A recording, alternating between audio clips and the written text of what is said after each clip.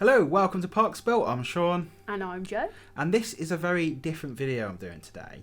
So we went to Efteling last September, didn't we? Mm-hmm. And in short, we loved it. End of video. We took a little handy cam with us. We take a little handy cam everywhere we go, don't we? We shot this because we kind of just did it more like home movie style, just, you know, capturing our trip while we were there, just to show family what we got up to and things like that, show my nieces what it was like over there. We had a whole tour in Netherlands, actually. We did a full-on theme park road trip and it was awesome. It was great, loved it. But yeah, Efteling, especially for us, stood out because it was just such a unique park. And I don't want to say it's my favourite theme park in the world because I've not really thought it all through yet, but it's definitely up there, I think. We thought, as a video, we would go through the footage we have, bits of it anyway, and just kind of remember it and share our thoughts on what were our favourite moments, favourite rides and things like that. So a little bit of background about Efteling before we begin, if you've never heard of Efteling. It originally opened up in 1952 as a playground and a Fairytale Forest. So it has one part of it, this huge area where it's just kind of like figurines. I think they're referred to as dioramas. I'd never heard of that word before we went there. I think it is, yeah. But they're like life-size dioramas. They're so cool as well. Yeah, I might be pronouncing that completely wrong. So it opened up 3 years before Disneyland, the original Disneyland in Anaheim. So I think when you see all these articles saying, oh, it's Europe's version of Disneyland, I think it can be a little bit misleading. I actually saw that Walt Disney went to Efteling and was inspired by it before he created the Disneyland as well, which is quite cool. Yeah, apparently it was a really big influence on Walt Disney, and you can really tell as you go around, like the theming is on another level. And even back then, like in 1952, like a lot of it is still kind of original, so it's like really the impressive. Details. Yeah. And they've carried that through the entire park. You ready? Yeah, let's go. So obviously when you get there, if you don't go there by car and you go there by foot or get dropped off by the bus, you have to go under an underpass. And then when you come out of the underpass, just the entrance, the stunning Efteling entrance, just opens up to you. It's called the Room of Five Senses, I think. House of Five Senses. House of Five Senses, that's it. And it is just absolutely stunning. It's breathtaking, honestly. And these images, any picture you see of it does not do it justice. We've seen videos and photos of it before we went there, but when you actually see it in person, honestly, it takes your breath away. It's so cool. And it really just sets you up for the day, for the experience you're about to have. Yeah, the fact that you walk into this structure and then the inside of it, and you've got all this stained glass windows and you've got just like the wooden beams above you. It looks like it's been there for probably like 300 years. It's so cool. The award for best themed ATM cash machine is Efteling. I mean, just look at that. Like, that is insane. When you try and explain to someone the theming, like the detail that they go into Efteling, like, just look at that. That's the ATM. There's like huge steampunk safe style, and it's a cash point. That's all you need to know. And the landscape and the gardening, like they look after the flowers and the plants and everything. It's so tidy, so nice, and just beautiful. It's very, very clean as well. Pardo! Remember when we come out and we saw him sat there? I didn't go and have a photo with him because there was 3-year-olds queuing up. Yeah. So with Symbolica, oh yeah, just absolute stunning ride. It was the first trackless dark ride I'd done as well, and it absolutely blew me away. Like I had high expectations, but actually being there and experiencing it, oh, it was amazing. I loved it. But Symbolica is just so unique in the fact that, again, the theming, that Efteling touch. Yeah, one scene that just came to mind was that when we go into the room, and the whale just comes through, and they've got the screens, but it's an actual whale. Like, I don't know if it's an animatronic or just a model, but it kind of cracks the screen, and then the rain pours down on you, and then you move on. It's mind blowing, honestly. But even though it's so new, it just feels already like so authentic to the park and like part of the park's history. And again, just going back to the fact that everything feels connected in the park. There's a lore behind Efteling, and it kind of has like a story all the way through. And I just love that touch, really. So yeah, Spookslot was like their version of the haunted house in a way, ghost train, but it's not really a ghost train, is it? It's like you had the queue line, which was kind of creepy, and you saw these kind of little figures, and you get let in, and it's almost like a show, isn't it? Yeah, when you watching it through the glass, aren't you? And it's all these figures and stuff. Yeah. It's in the same vein as a little bit like what's in the Fairytale Forest. It's a little bit of an extension of that. Huge building though, isn't it? Yeah, and I remember it being really cool. But it's like in the middle of the woods by itself, kind of thing. Oh, there's Baron. Yeah.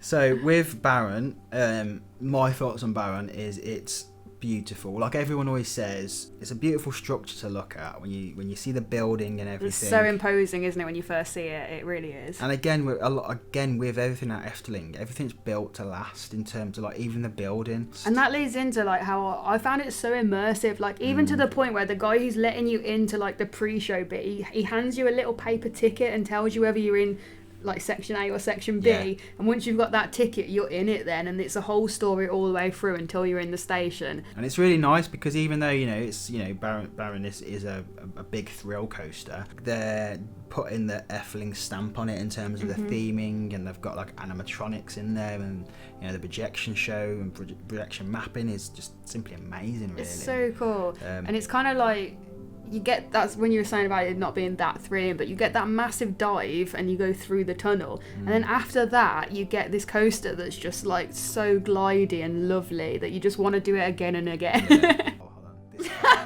This water pump. This is outside the Flying Dutchman, and it's just great. It's just one of them like little playful things. It tricks you every time. You're trying to fill up your water bottle and it comes out the other one. But yeah, we're now on to Flying Dutchman. Now this, it is my favourite ride at Efteling, hands down. Yeah, agree. It was totally stand out. Loved it. It's so good. It's when you go into the queue line, you're going into like a captain's house. There's a whole myth behind it, the Flying Dutchman myth. It's a very famous one. But then you go through a painting, and when you go through the painting, you're then going through these back passageways, and there's all these lighting effects and music, and then you come out into a pub. And then you look out the window and you can see the actual station, the ride station. Like just through a little window on the side. And you can see all the boats coming up, and it feels like you're outside, doesn't it? Like at night, and it's incredible, really, really is. And then the actual ride itself, for me, like I say, it's got everything I want. It's got a dark ride element into it. It's got the coaster bit, and you got a splashdown. Perfect ride. So Python was really surprising. I really liked it. Do you know what surprised me most about Python? Was that you kept your bags on ride, but it had like these double loops in it. I was like, you're going upside down and you got to keep your bag under your legs. What the hell? But it worked. That surprised me with everywhere in the Netherlands, weren't it? They did that. You kept it on. Just like, no, keep your bag on. Okay, we'll be fine. Yeah, it was fine. That good old centrifugal force. But it worked. It was fine. But I think the only negative about Python was, this is not the coaster's fault, but we did go on it in the rain, and it hurt. Like it really hurt. So yeah, Vogel Rok. I loved Vogel Rok. Really surprised me.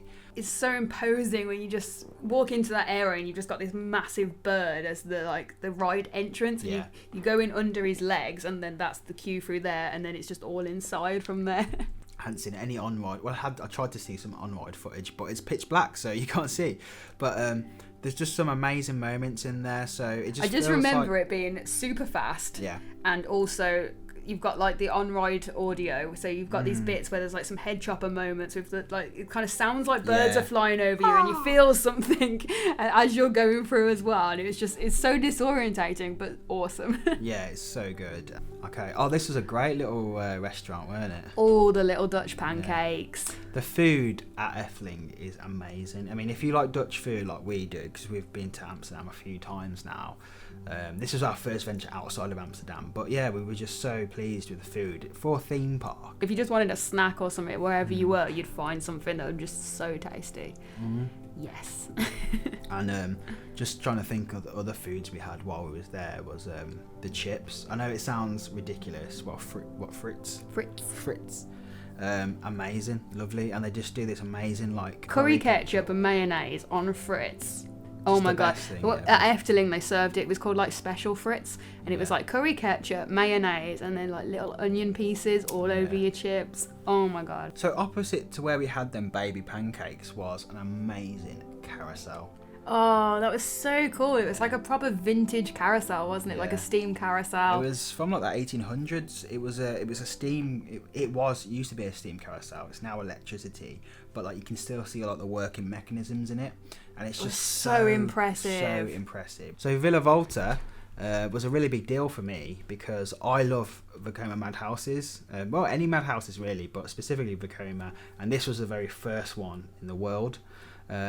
So I was really excited to do this. I really liked it. I think it was very, very different to all the other Vekoma madhouses I've done. So the other two Vekoma madhouses I'd done at this point was the Haunting at Drayton Manor, which obviously is a very kind of dark, spooky story, and Hex, which is very similar in terms of like dark and spooky. Whereas it does have a creepy kind of backstory to it. But the theming of it, when you get into the actual madhouse part, is very light and bright and airy, really, isn't it? So then we have Dreamflight. Oh, I loved this ride. This really impressed me. It's an amazing ride, isn't it, really? It's so cool. You're suspended, and it's not really a roller coaster, but it has a really fast bit at the end, like a big helix that goes around. Which is awesome. The story's kind of loose, but it's just about like fairies. It's like pixies and fairyland and in the flower gardens and stuff, and you're just going around like their little world. Whoa! And obviously the train itself was lovely, like it was a real steam train. Which was so cool, especially when it went through kind of like the tunnely bits and all the steam was coming back at you. It was like super authentic. Yeah, it was really good, but they'd put actually like screens in front of each carriage as well, so you weren't going to just get covered in all the soot and stuff, but they would come around you, so it was a really nice effect. As you can see, this is the train station we got off in, which was where we actually got the chips we were talking about. The Special Fritz. And this is a really lovely building, really. And so well themed, considering it's a restaurant, it's a canteen, it's a food outlet, but it's like themed as a train station. Yeah. It's amazing. That obviously brings you out into the area George and the Dragon is, Python, and Flying Dutchman. So yeah, brilliant area. And Pirate Ship. Yeah, I loved it around there. The Pagoda. Oh, so that was cool. That was definitely one that we saw and we needed to try. But yeah, stunning views, and this really shows you like how Efteling is like. Was it they say like 90% trees or something like that? Yeah, it's all you can see for miles is trees. Very, very green. And obviously from here, what's really good as well is you can see a bird's eye view of Symbolica, so you can see the show building itself. But they've just decorated it so nicely. So yeah, on the second day we were there, we actually ate at Paul's Kitchen, which was, sorry again if my pronunciation's wrong, but yeah, Paul's Kitchen. And this was obviously very much inspired by Pardo himself and the whole kind of lore behind Symbolica. And it was just brilliant. It was, Pardo was walking around, you had a nice photo with him as well. And like in the middle of it, like you can see, there's like a spinning like little... It's like an oven cooker thing, but it's got these utensils around it. And like every now and then, I don't know, like every 10 minutes, it just like springs into action and causes mayhem because it's just going nuts. I don't think we got it at like full power, but it goes mental. It's so good, loved it. I'd say I'd had better pancakes at other places like in Amsterdam, but still, you can't go wrong with pancakes really though, can you? To be fair, I freaking love pancakes anywhere, So yeah, this is the Fairytale Forest. We've got a little few clips in here, but like as you can see, it's just this is where Efteling started its life. So obviously you can see like the level of detail already, just seeing these like animatronics, so good. They're all so cute as well. But yeah, it's just really nice because you kind of go in there and you can look through into houses behind the windows and stuff. You just sort of explore around, don't you? But with this, it's very, very visual, and this is what I love, and I think this is why it's very like international. And this for kids from all over the world could happily enjoy this. Yeah, definitely. And most kids will like know the classics, don't they? Whether they've watched a Disney version of it or just read like the book, like they will know these stories. That magic carpet blew my mind. That was impressive. And at the centre of it all is obviously the golden egg, and then there's the donkey statue, the very famous pooping donkey. That was so good. You put like, I don't know, €1 in it or something, and then you have to wait, and he poops out a gold coin. You got to try and catch it. Yeah, and you managed to catch it. Yay! That was so good, and we still have it now. The little pooped coin. So yeah, for the rest of this, we haven't really got any footage from, which tells you how good of a time we were having because we didn't get any footage. But yeah, we were too busy having a good time. But yeah, so unfortunately we didn't get to do Fata Morgana, which was something I was really looking forward to. Yeah, same. Because that's a really highly rated dark ride.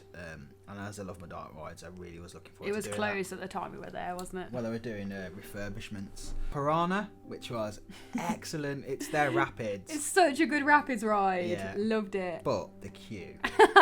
Because they had that addictive song, like all the way for the queue. People in front of us, they must have been like locals and been going there because they were just like the whole family were just going for it. And then it was infectious, wasn't it? We were just like, and that's what a theme park should be, shouldn't it? Really. But yeah, talking about addictive music, Carnival Festival. Oh, that was such a good ride. Oh Yeah. my god. That was great. Basically, if you've ever done It's a Small World, very similar to that in terms of like it goes around the world and the music changes with it. Like we did all the different sections. Yeah. What was the music for that now? Bam, bam, bam, bam, bam, bam, bam, bam, bam. But yeah, it's George and the Dragon. Yes. Yeah. That was the first like racing dueling coaster I'd ever done as well, and it was amazing. Like the theming on that ride, like the station and everything, and when you pull back in, like whichever of the coasters won, you had either like you pick your red side or your blue side, and like the banners come down and you get cheering on the side that won, and it was so immersive. It was so, I just remember it being really fast, and like the interaction between the trains as well. There were several points along the track like where you actually crossed over and you could tell who was in the lead and stuff, and that everyone was waving or whatever, jeering at each other, and it just made it so much more fun. So intense. I remember red was mostly the winner. It was, yeah. Red was always, when we were there, was like mostly the winner. Nah, loved it. We went on that ride so many times. And it's in such a great position as well, like by the lake, and you can see like Flying Dutchman there, and then you have like Python just right over the way as well. Brilliant. Loved it. So the last thing really is the actual last thing we actually did, wasn't it? It was Aqua Nora, which was an amazing water show. That was so good. It was really, really good. And because we went in September, we didn't get to see it at night because the park closes a lot earlier. But even though we didn't get the whole lighting package and things like that, it was still really, really impressive, wasn't it? Yeah, it was so good. They had like the whole soundtrack with the story and everything going along with it, and it was kind of like the Frog King and Princess, wasn't it? Yeah. It was a fairy tale story in a fountain show over a lake, and it was awesome.